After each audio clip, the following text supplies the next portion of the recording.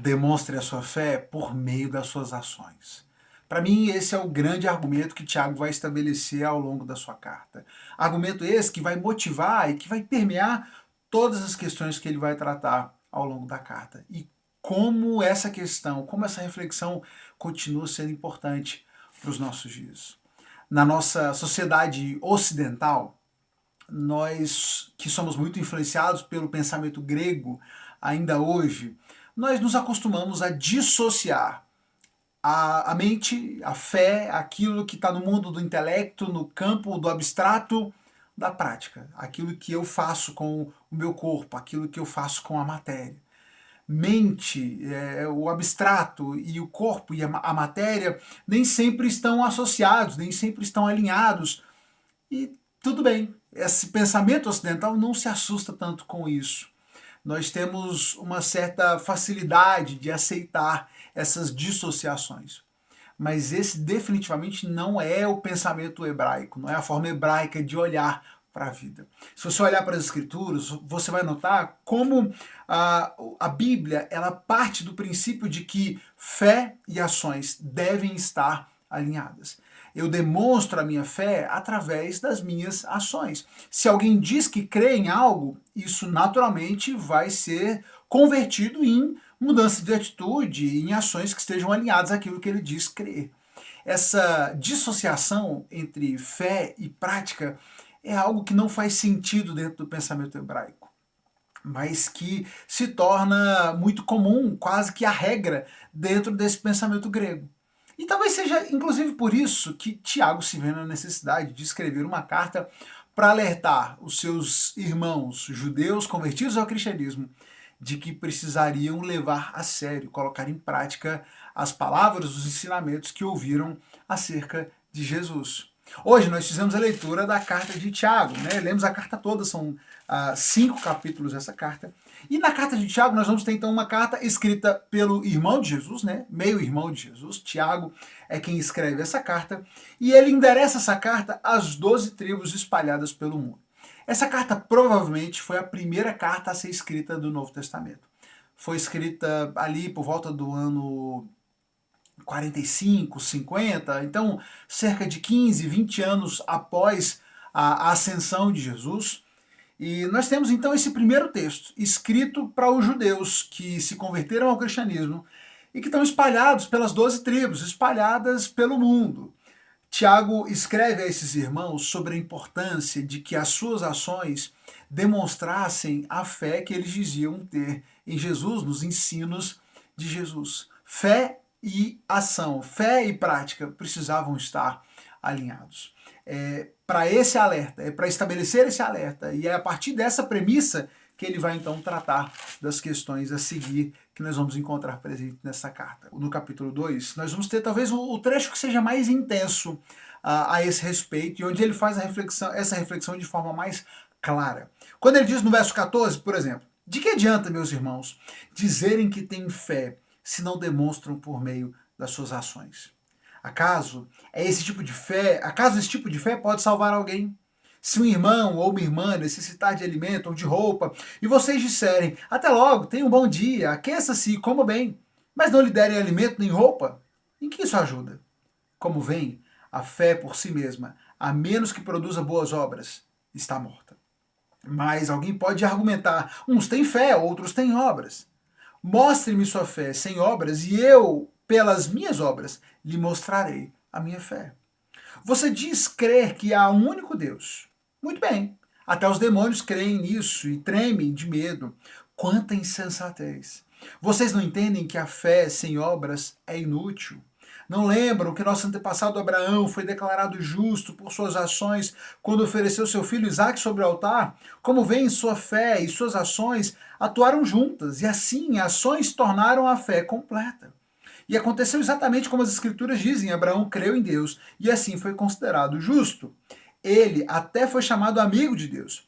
Vejam que somos declarados justos pelo que fazemos, não apenas pela fé. Raabe, a prostituta, é outro exemplo. Ela foi declarada justa e por causa de suas ações, quando escondeu os mensageiros e os 10 e os fez sair em segurança pelo caminho diferente. Assim como o corpo sem fôlego está morto, também a fé sem obras é morta. Eu quero destacar especialmente esse trecho, porque eu entendo que esse é um trecho perigoso se ele for mal compreendido. E muitas pessoas compreendem mal os argumentos tratados por Tiago aqui. E entender esse pensamento hebraico, essa forma de pensar hebraica, vai te ajudar a entender o que ele está dizendo aqui. Lembra que eu disse que dentro do pensamento hebraico, nessa cultura hebraica, fé e ação, fé e obras, elas estão associadas. Aquilo que eu digo crer, se eu digo que creio em algo, eu devo corroborar essa crença com as minhas ações. E essa incoerência, ela não é aceitável. É por isso que Paulo, ou por isso que Tiago está dizendo que as ações, as obras das pessoas precisariam estar alinhadas à fé. E ele vai dizer, do que adianta, então, vocês dizerem que têm fé, se vocês não demonstram pelas suas ações? A fé sem obras, ela é morta. Se você sabe que o seu irmão tem uma necessidade, ele precisa de roupa, ele precisa de alimento, e você manda ele para casa, ó, beleza, vai lá, fica bem, mas você não o ajuda, nem com comida, nem com o que vestir, você não fez nada por ele, não vai fazer diferença na vida nenhuma na vida dele. A fé por si mesma, a menos que produza boas obras, está morta. O que Tiago não está dizendo com esse argumento? O que ele não está dizendo aqui? Ele não está dizendo que é pela obra que nós somos salvos. Algumas pessoas talvez leiam um texto e tenham essa má compreensão. Mas guarda bem isso. Tiago, em momento algum, está argumentando que são as obras que salvam. A questão dele é, se você não pratica as obras, talvez você nunca tenha crido. O que a sua falta de obras demonstra é que você nunca creu. A sua fé, ela é comprovada quando você faz algo a respeito daquilo que diz que crê. E é por isso que ele vai dizer, olha, vocês dizem que existe um só Deus. Há um só Deus. Beleza, muito bonito. Que legal, que argumento bonito. Mas deixa eu te dizer uma coisa. Até o diabo crê. Nisso, até o diabo crê. O diabo sabe que só existe um Deus. Inclusive, ele treme diante da presença de Deus. Então, dizer que crê, esse mero exercício intelectual, não quer dizer nada. A sua fé sem obras, ela é morta. Alguém, um espertinho, pode até querer argumentar, não, você não está entendendo bem. Alguns têm fé, outros têm obras. Tiago então diz, para esses eu digo, me mostre a sua fé sem obras, eu vou te mostrar a minha fé através das minhas obras. Tiago não está dizendo que são as obras que produzem fé. O que ele está dizendo é que as obras são a prova de que essa fé é genuína, de que ela é verdadeira. Eu não posso crer profundamente, verdadeiramente em algo, sem que isso transforme a minha vida, sem que isso transforme as minhas ações. As ações tornam a fé completa. As ações é que vão demonstrar a verdade dessa fé que dizemos ter. E é por isso, e a partir desse argumento, que ele vai então tratar das outras questões na carta, que são todas questões muito práticas da vida cristã, colocando em prática os ensinos de Jesus. Por exemplo, no capítulo 1 ele vai falar sobre as perseguições, sobre a perseverança na perseguição. Provavelmente ele escreve para irmãos, e aqui vale a pena a gente entender essa comunidade, ele está escrevendo para judeus convertidos, aqui ainda não tínhamos essa expansão do evangelho entre os gentios, e ele está escrevendo para esses primeiros irmãos, esses primeiros judeus espalhados ali pela terra, por aquela região, que haviam se convertido, ouvido a mensagem do evangelho, se converteram ao Senhor, mas que estão enfrentando dificuldades, que estão enfrentando perseguições por causa da fé, estejam sendo discriminados, mal vistos, e ele vai escrever sobre a necessidade de que eles perseverem apesar dessas dificuldades. Ele diz, olha, tenham como motivo de alegria sempre que passarem por qualquer tipo de provação. Isso é oportunidade para que vocês possam crescer, isso vai ajudar vocês a que amadureçam, a que se tornem completos. Se alguém de vocês precisar de sabedoria, peça a Deus. Não tenha vergonha de pedir, porque Ele concede e Ele vai conceder. Deus é generoso e certamente, se você pedir sabedoria a Ele, você receberá. E peça com convicção. Peça como quem de fato acredita que Ele concederá. Peça com convicção, peça sem vacilar. Feliz é aquele que suporta com paciência as provações e as tentações. Demonstrem agora, nesse momento de provação que vocês estão vivendo, no meio dessas perseguições todas, que a fé de vocês é firme. Ele segue falando ainda no capítulo 1 sobre a importância de praticar, de ouvir e praticar. Estejam prontos para ouvir, né? E ele vai dizer, não se apressem em falar, não se apressem em irar, estejam sempre prontos para ouvir, mas também não fiquem só no ouvido, não. Não fiquem só em ouvir. Não se limitem, porém, à prática de ouvir a palavra. Ponham-na em prática. A verdadeira religião, ele vai dizer, por exemplo, no final desse argumento, é a religião pura e verdadeira aos olhos de Deus, o Pai, é essa: cuidar dos órfãos, das viúvas em suas dificuldades e não se deixar corromper pelo mundo. Você demonstra a sua verdadeira vida religiosa diante de Deus quando você tem cuidado do seu irmão, você tem amado o seu próximo, então você está cuidando dos órfãos, você está cuidando das viúvas, e você tem amado a Deus acima de todas as coisas, você tem caminhado com firmeza e não se deixa corromper pelo mundo. Então você não se deixa corromper pelo mundo e está cuidando dos necessitados. Essa é a verdadeira demonstração de fé e de vida religiosa que você deveria estar fazendo ao longo da sua jornada de vida. Ele faz um alerta no capítulo 2 de outra questão muito prática que nós devemos nos atentar. Cuidado para que vocês não ajam com preconceito. Como é que vocês podem afirmar que têm fé no nosso Senhor glorioso Jesus Cristo se mostram favorecimento a algumas pessoas?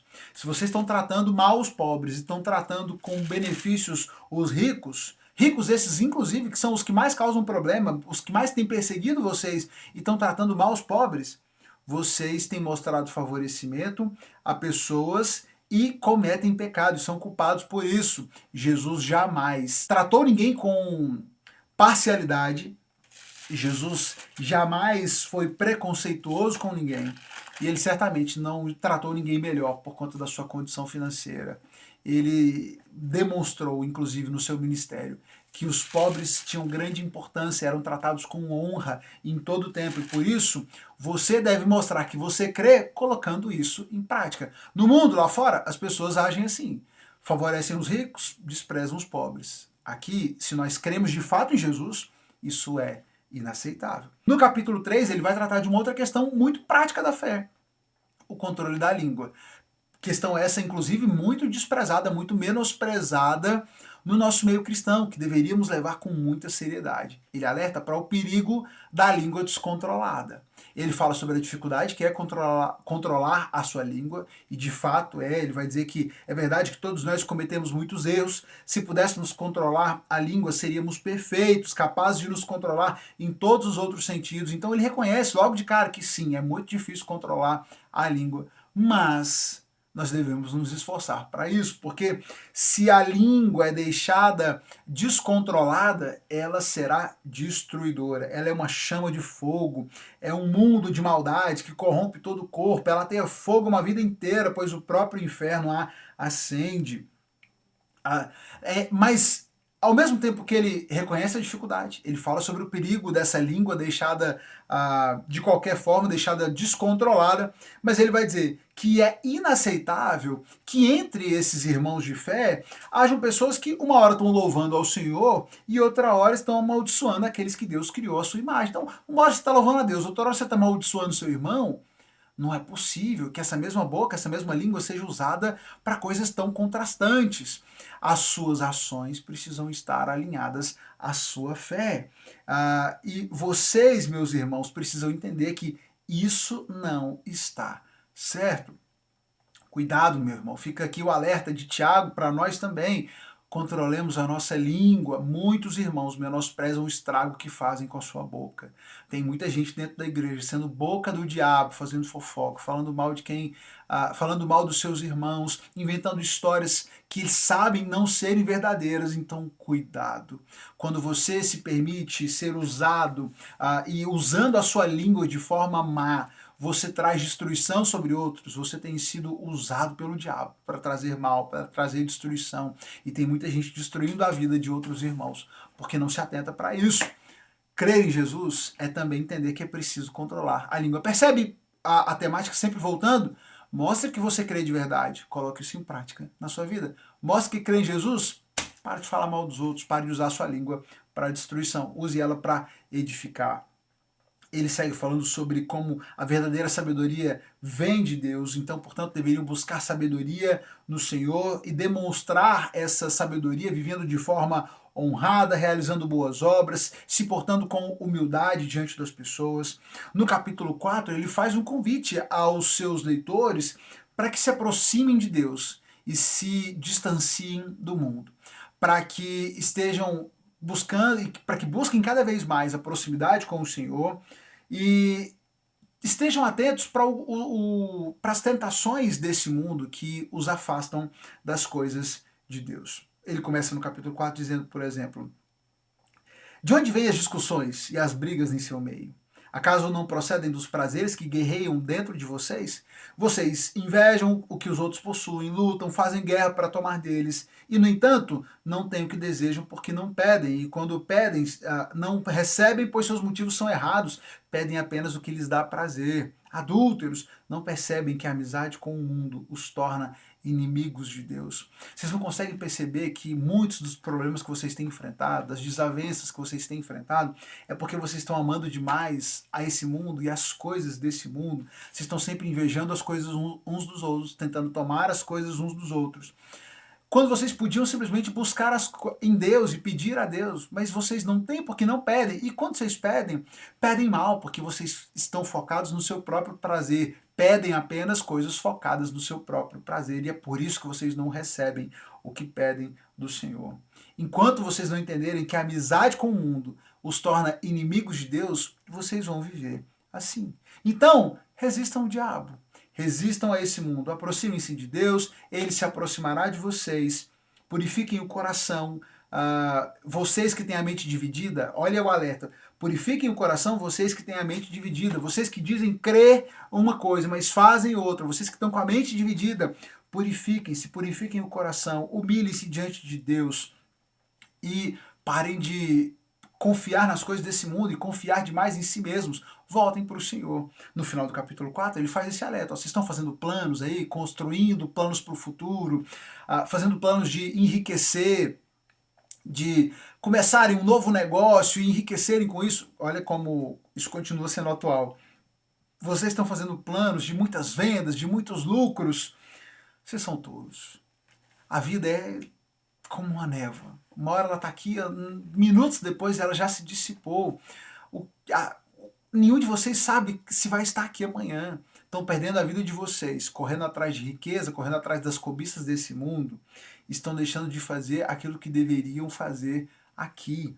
E ele vai dizer, e ele faz um lembrete, lembrem-se de que é pecado saber o que devem fazer e não fazê-lo. Olha a temática voltando aqui. É pecado saber o que devem fazer e não fazê-lo. Vocês estão tão preocupados em construir um império, em lucrarem e serem prósperos, que vocês têm deixado de fazer o que vocês de fato deveriam estar fazendo, que são essas boas ações, essas ações que estão alinhadas com a fé que vocês dizem ter no nome de Jesus. Quando vocês deixam de praticar essas boas ações, essas boas obras que vocês sabem que deveriam fazer, vocês estão pecando. Pecando pela omissão. No capítulo 5, ele volta fazendo um alerta, mas agora fazendo um alerta aos ricos, cuidado para que vocês não estejam confiantes demais nas suas riquezas, porque muitos de vocês serão inclusive condenados pelas suas próprias riquezas, elas testemunharão contra vocês e demonstrarão a sua cobiça e a sua maldade. Ele termina a carta dizendo para que seus leitores sejam perseverantes, sejam pacientes e aguardem com paciência a volta de Cristo. Sejam firmes e continuem colocando em prática o que aprenderam do Senhor. A carta de Tiago traz um desafio importante para mim e para você. E eu encerro aqui. Coloque em prática aquilo que você tem recebido da palavra de Deus. Pare de se limitar a simplesmente ouvir. Vá para a igreja, ouça a palavra, ouça a pregação da palavra do Senhor, mas quando você voltar para sua casa, na vida real, no trabalho, entre os amigos, no meio da sua família, coloque em prática essas verdades. Do contrário, elas não terão valor nenhum. Compartilhe esse vídeo com alguém que possa ser abençoado por ele, manda para um amigo, manda para um familiar e volta amanhã, porque a gente segue refletindo sobre a palavra de Deus agora no próximo livro da nossa leitura, que é a primeira carta de Pedro. Até amanhã. Deus te abençoe.